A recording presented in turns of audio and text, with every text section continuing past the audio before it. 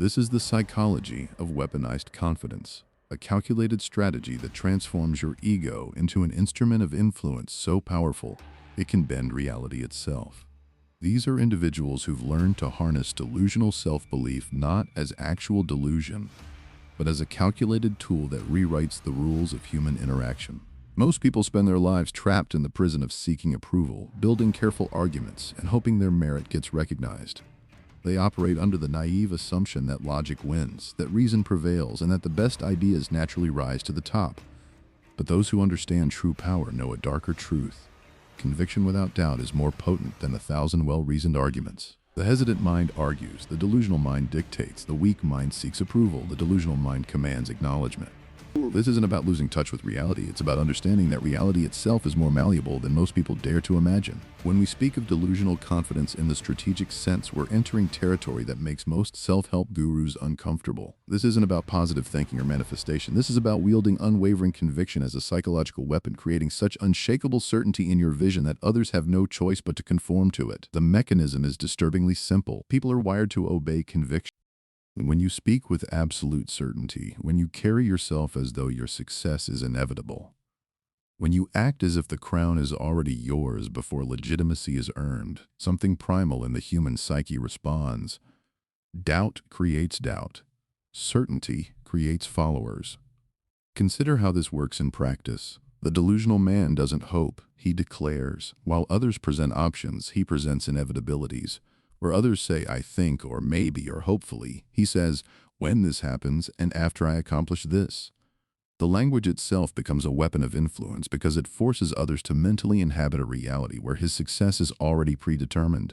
This isn't mere arrogance or narcissism. Those are crude, transparent attempts at dominance that sophisticated minds easily see through. This is something far more subtle and dangerous. It's the cultivation of such profound internal certainty that it radiates outward like a gravitational field, pulling others into your orbit of belief. The psychological immunity this creates is perhaps the most powerful aspect. By cultivating a delusion of absolute competence, inevitability, and vision, you immunize your mind against the three greatest killers of ambition, fear, criticism, and failure. Fear can't penetrate a mind that's already accepted its own inevitability. Criticism bounces off someone who operates from unshakable conviction. Failure becomes impossible for someone who's redefined every setback as a strategic pause. But here's where it becomes truly strategic. This isn't just about personal psychology. It's about understanding how belief spreads like a contagion through social networks.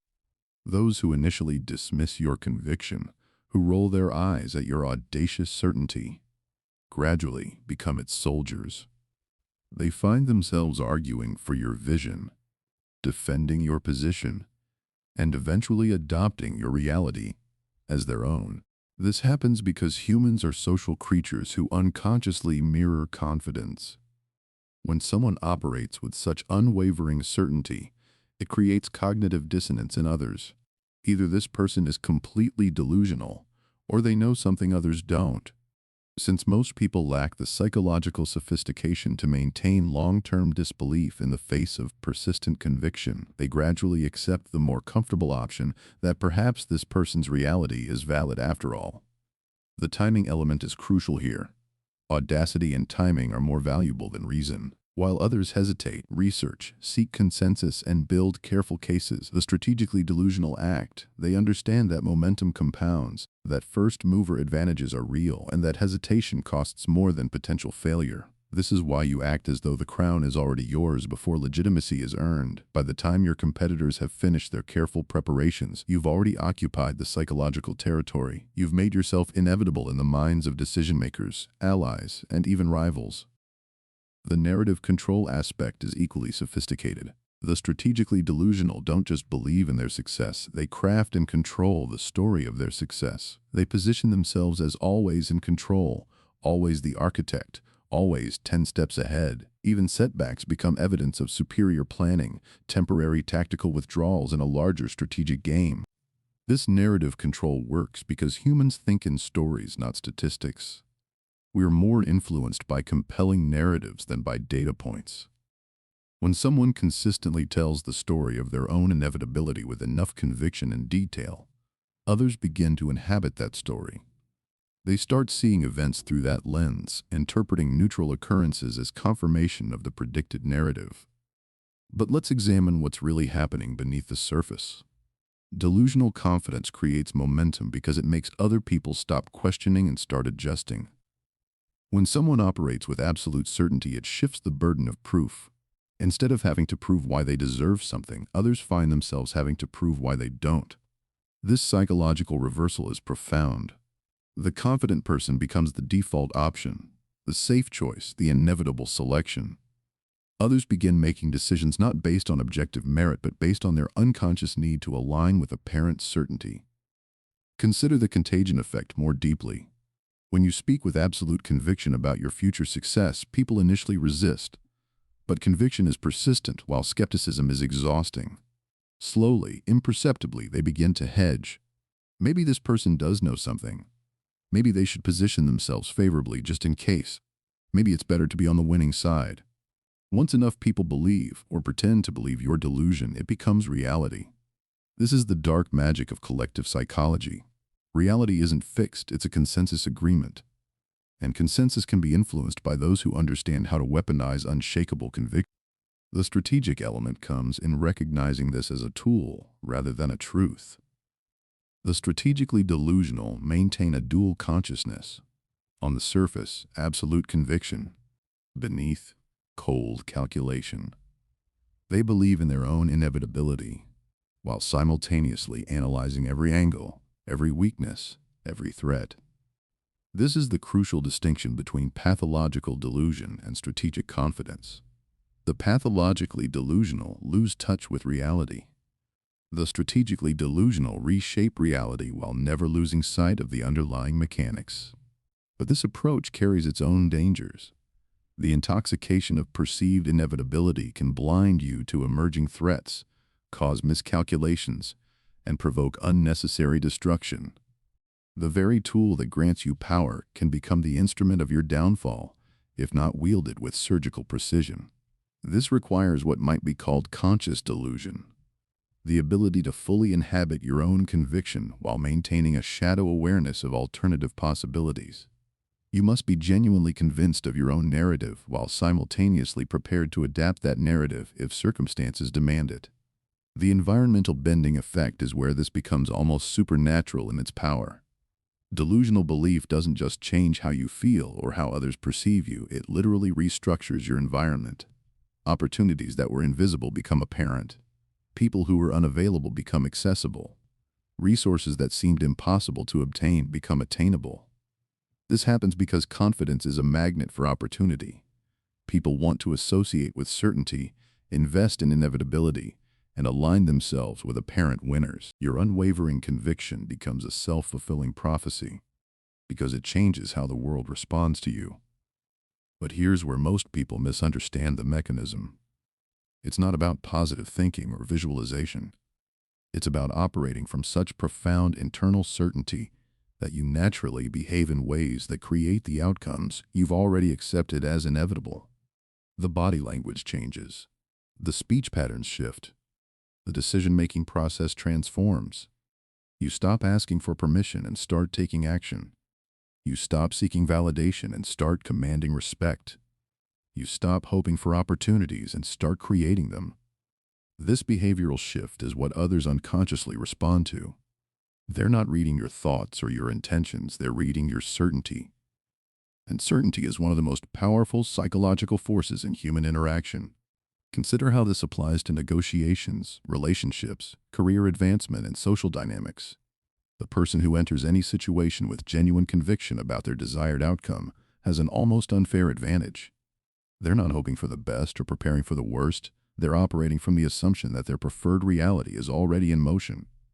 This assumption changes everything. It changes how they present themselves, how they frame discussions, how they respond to obstacles, and how they position their requests. They're not asking, they're coordinating the inevitable. But the shadow side of this power must be acknowledged. The strategically delusional can become addicted to their own narrative, losing the flexibility that true power requires.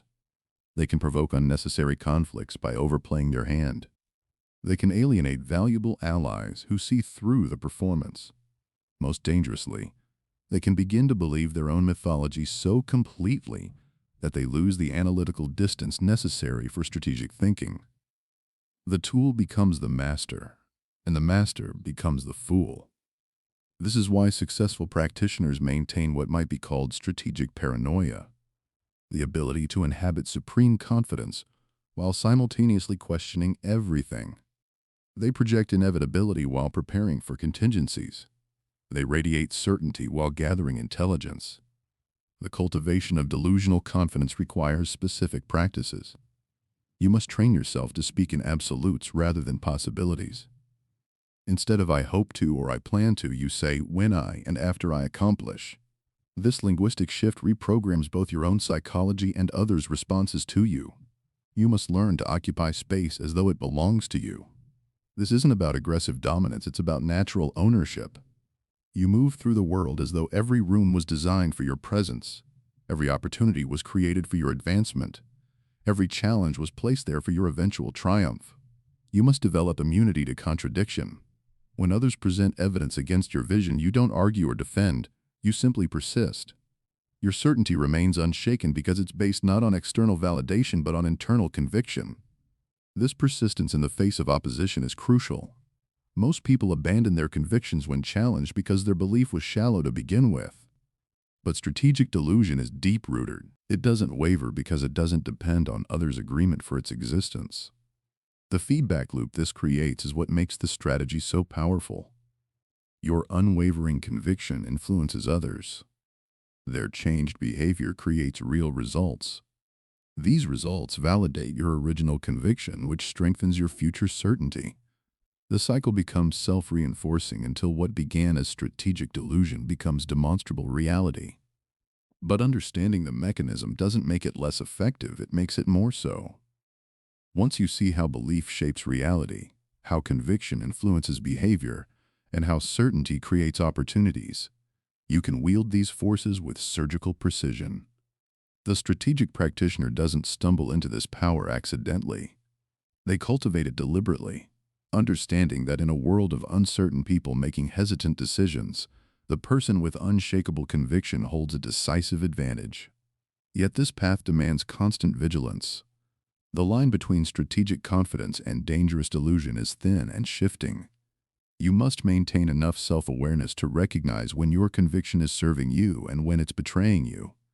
You must be strong enough to inhabit absolute certainty and flexible enough to abandon it when circumstances require adaptation. The ultimate mastery comes in learning to turn this power on and off at will. To project inevitable success when it serves your purposes, but to maintain realistic assessment when making crucial decisions. To inspire others with your unwavering vision while privately preparing for multiple scenarios. This is the dark art that separates true power players from mere pretenders. They understand that reality is more flexible than most people imagine, that conviction can reshape circumstances, and that the person who controls the narrative often controls the outcome. In a world full of people seeking approval, arguing with logic, and hoping for recognition, the strategically delusional stand apart. They don't wait for permission, they assume authority. They don't hope for success, they expect it. They don't seek opportunities, they create them. The weaponization of ego isn't about becoming delusional. It's about understanding that absolute conviction, wielded strategically, can bend the world to your will. It's about recognizing that in the theater of human interaction, the most compelling performance often matters more than the most logical argument. This is strategic psychology at its most sophisticated. The recognition that power isn't just about position or resources, but about the ability to make others believe in your inevitable triumph. And sometimes, that belief becomes so strong, so pervasive, so unshakable, that inevitable triumph becomes the only possible outcome. The question isn't whether this approach works, it's whether you have the psychological sophistication to wield it without being consumed by it. Because in the end, the greatest delusion isn't believing in your own power, it's believing that power doesn't require belief to function.